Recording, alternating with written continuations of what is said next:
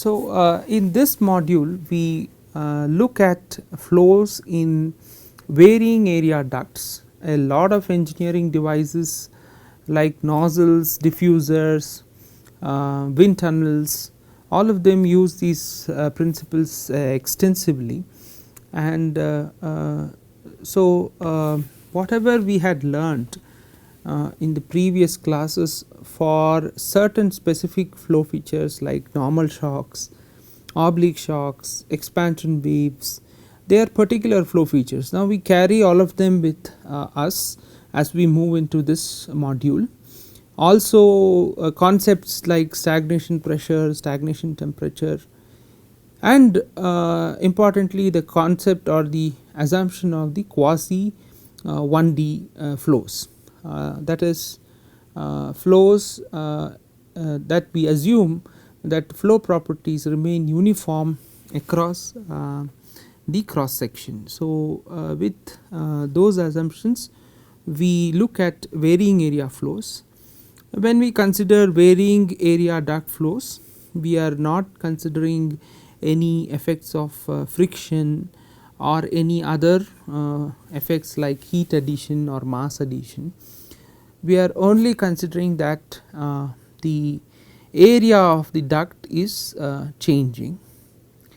For quasi 1D assumption to hold good, the idea is that the area changes slowly, it is not a sudden expansion or a sudden contraction.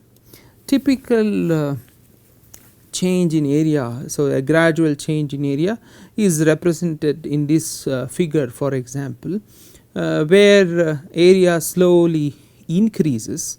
So, terminology is often used are this is a diverging duct, area diverges. So, diverging duct,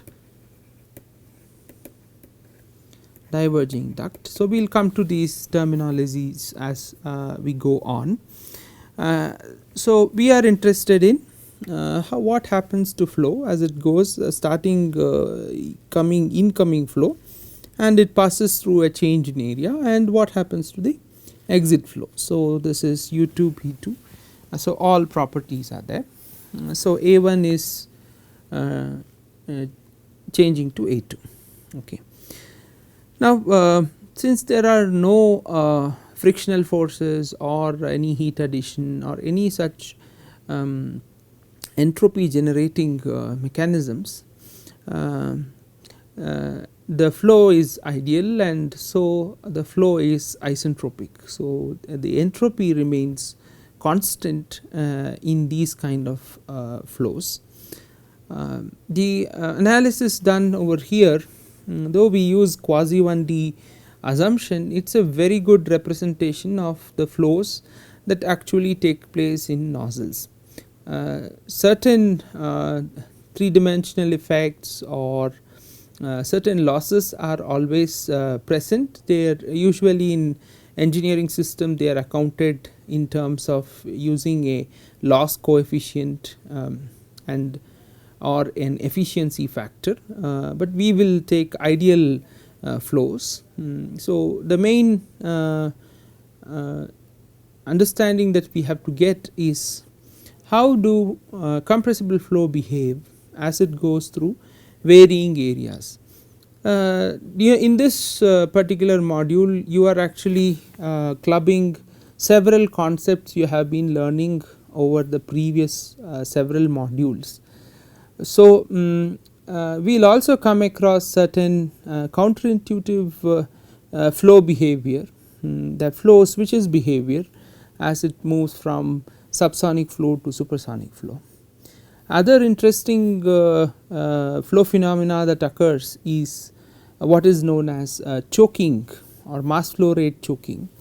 So, and these principles are very much relevant for applications in nozzles, diffusers, propulsion systems and testing facilities. So, they are used extensively, and so this is the typical kind of flow picture that you have to bear in mind, that you are actually talking about a varying area duct, and since the flow is going to be is isentropic, the stagnation properties remain constant throughout the duct. So, P0 and T0 are constant. Of course, this is a case when there are no shocks within the ducts. We will also consider cases when shocks can occur within such ducts. Okay. So, let us go ahead. So, how do we analyze these flows?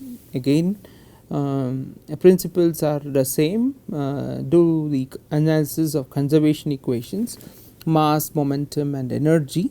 The mass conservation or continuity equation, rho AV, or rho, in this case rho AU is the terminology used here, is constant, and you can differentiate this, use a logarithm and differentiate dou rho by rho plus dA by A plus du by u equal to 0.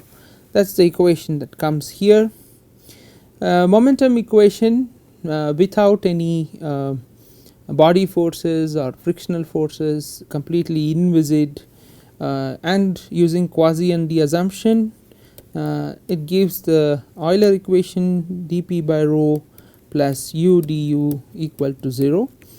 We had done this in the initial classes, so in case you need to refresh, you can go back and check, and there are no heat addition, no work done. So, total energy remains constant. H plus u square by 2 is constant. So, total enthalpy constant, dH plus u du equal to 0. Now, since the flow is isentropic, you also have the equation dP by d rho is a square. So, this is the equation for speed of sound, and an isentropic flow, this is true, S is equal to constant. So, in the momentum equation, dP by rho plus u du equal to 0, one can replace the dP with a d rho. So, this becomes a square d rho by rho plus u du equal to 0. Now, with this equation, from here you can get an equation for d rho by rho.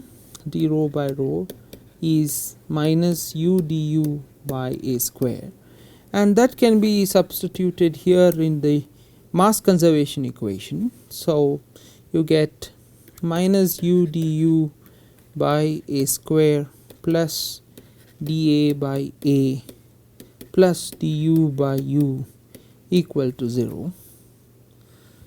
Right. So, now taking du by u as common here, you get dA by A plus 1 minus u square by a square, u square by a square du by u equal to 0, or dA by A is m square minus 1 du by u. So, this relates the change in velocity of the flow to changes in area. So, this changes in area. So, here the changes in area are important. So, it is like changes in area is like a forcing function, it changes the flow, and what we are interested in is how does area change affect the flow. So, this is what we are interested in. So, now let us come to certain terminologies, their definitions, and because this has to be understood really well, we will soon see how a lot of counterintuitive behavior will occur in compressible flow through varying area ducts. So, keep in mind these definitions. Nozzle. A nozzle is a device which accelerates the incoming flow, that means velocity has to increase. Consequence is that pressure, temperature, density they drop. This is in a compressible flow. So velocity increases, pressure, temperature and density they decrease. While diffuser the opposite happens, that is the incoming flow is decelerated, velocity decreases across the diffuser, pressure, temperature and density increase. So this terminology, distinction between nozzle and diffuser has to be borne in mind. The way a duct behaves entirely depends on what happens to velocity as it flows through the duct. If it increases, then it is a nozzle. So just by looking at the shape of the duct, one cannot conclude whether it is a nozzle or diffuser. This is a fact that you have to understand when we go through this varying area duct flows. So things change as you move from subsonic to supersonic flows. So let us look at this equation once again. dA by A is equal to m square minus 1 du by u. So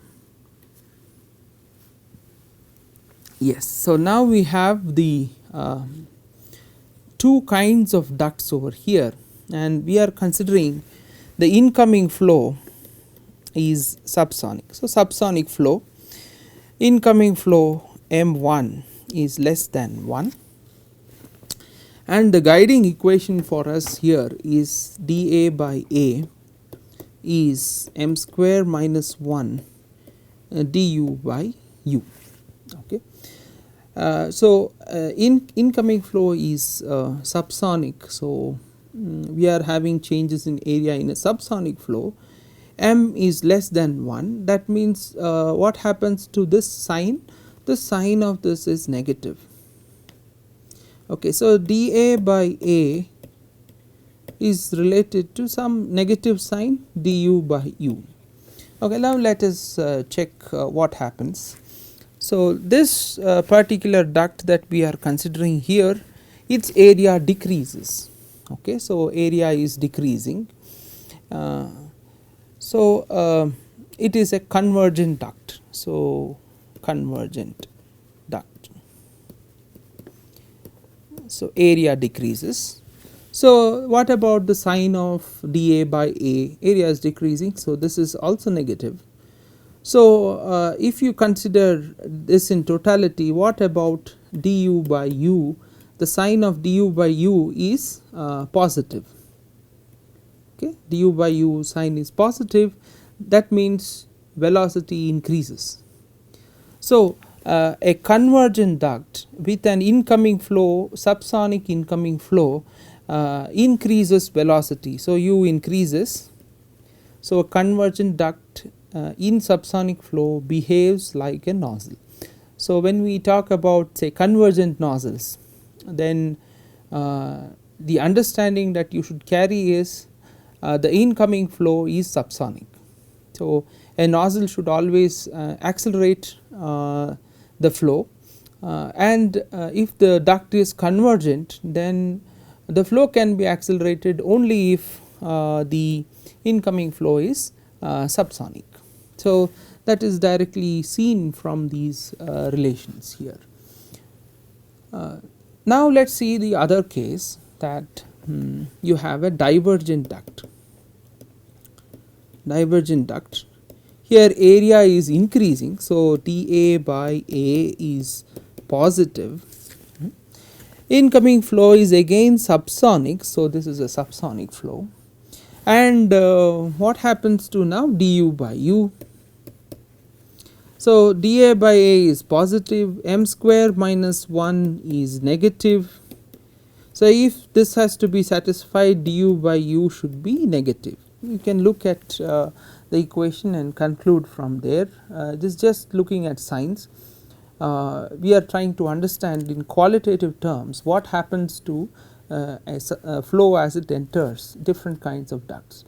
So when area increases, incoming flow is subsonic, then velocity decreases or the flow behaves as a diffuser. So, this is a diffuser. So, you can have terminologies like a diverging diffuser, subsonic diffuser. A subsonic diffuser is a diverging diffuser. Okay, so a diverging diffuser will always work in subsonic flows. So, these concepts you have to remember very carefully, because once we move to the supersonic flow, you can see something changes. So, let us go into supersonic flow. Again, our guiding equation is dA by A is m square minus 1 du by u, right. So, now again we have the same two kinds of ducts. So, first we will consider the divergent duct here. Divergent duct means dA by A is positive and m is greater than 1. So, m square minus 1 is positive. This can occur when du by u is positive. That means now you can see that here Mach number entering the duct is greater than 1. This is a divergent duct. So, area is increasing and you find that velocity is increasing. So, this is a nozzle.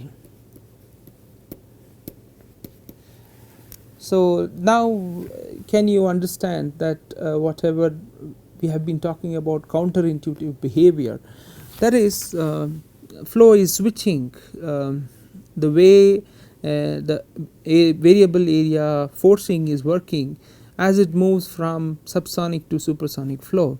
We just discussed the subsonic flow. In subsonic flow, a divergent duct is a diffuser. It decreases velocity, but in a supersonic flow, or when the incoming flow is supersonic, then a diverging duct increases velocity. It behaves like a nozzle. Okay. Now, we look at the convergent duct. So, here dA by A is negative, m square minus 1 is positive, therefore, du by u is negative. So, the convergent duct in incoming flow is greater than 1, m1 is greater than 1, supersonic flow behaves as a diffuser.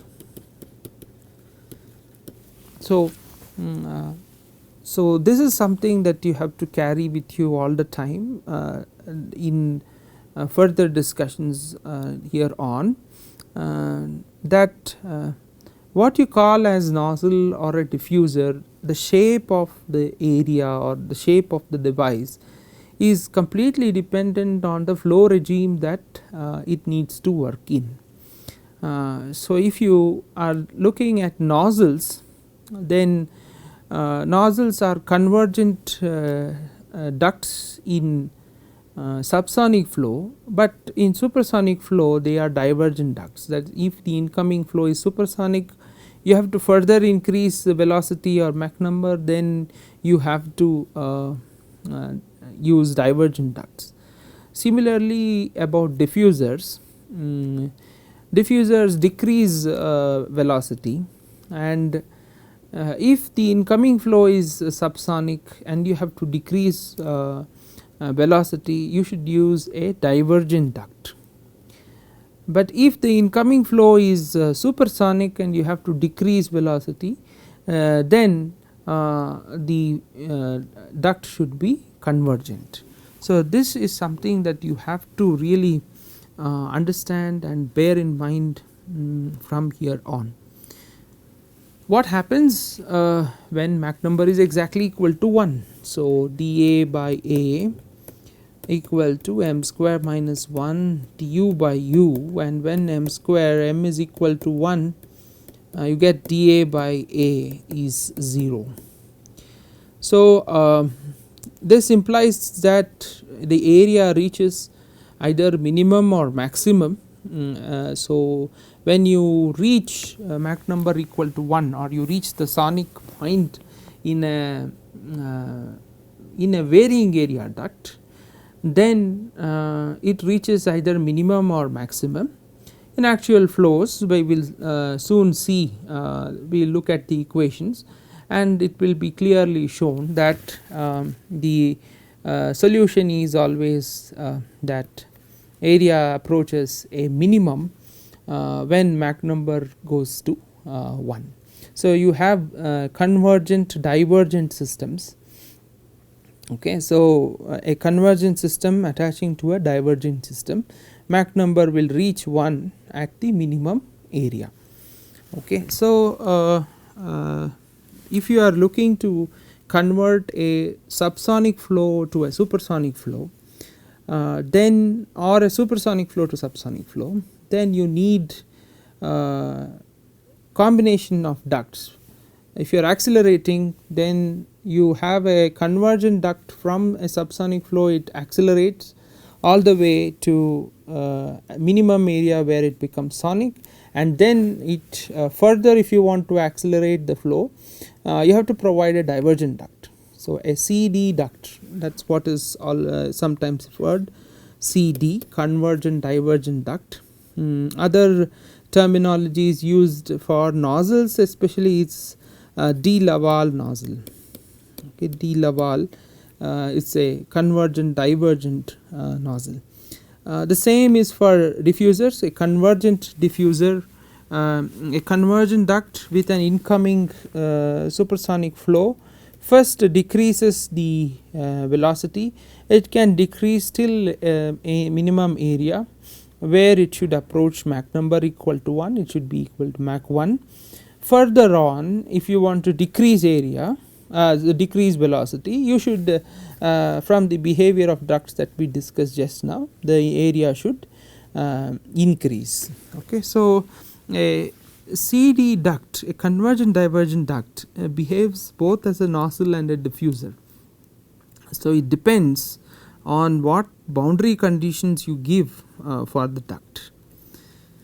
So that is qualitative, that is in sense of an understanding of what do you mean by a varying area ducts, how does flow behave. We saw that they behave differently in subsonic flow and supersonic flow.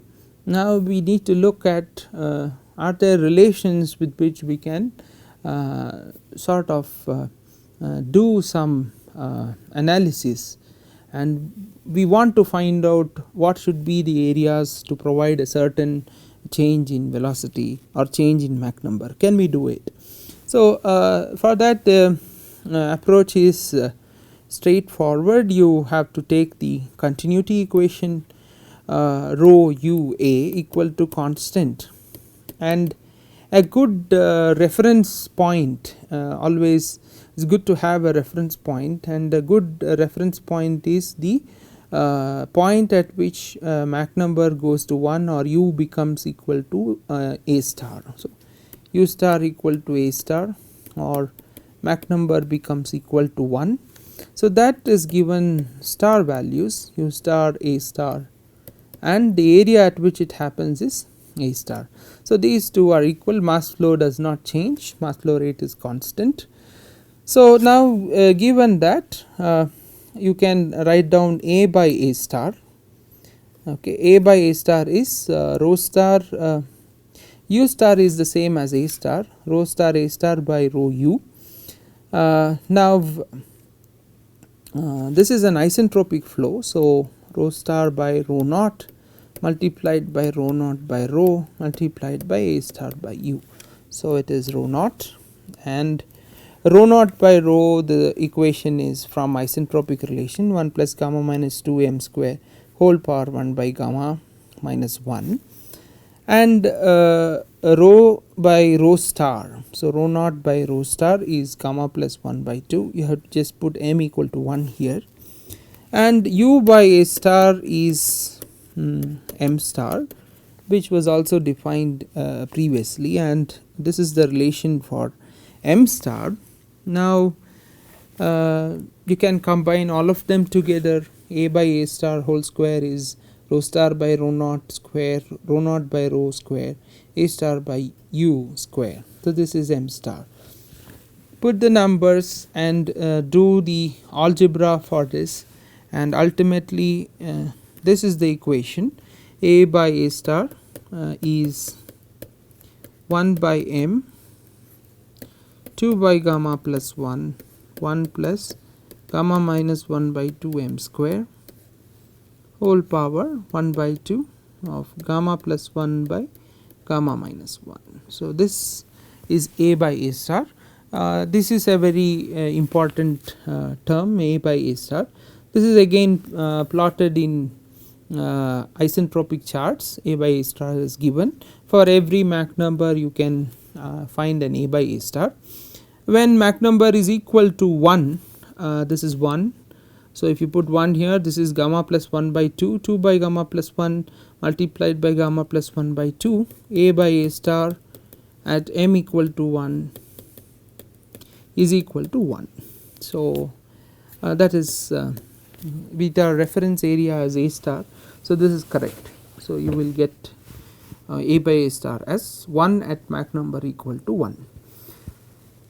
So now in the next class we will see further how this relation varies, what are the characteristics of this relation.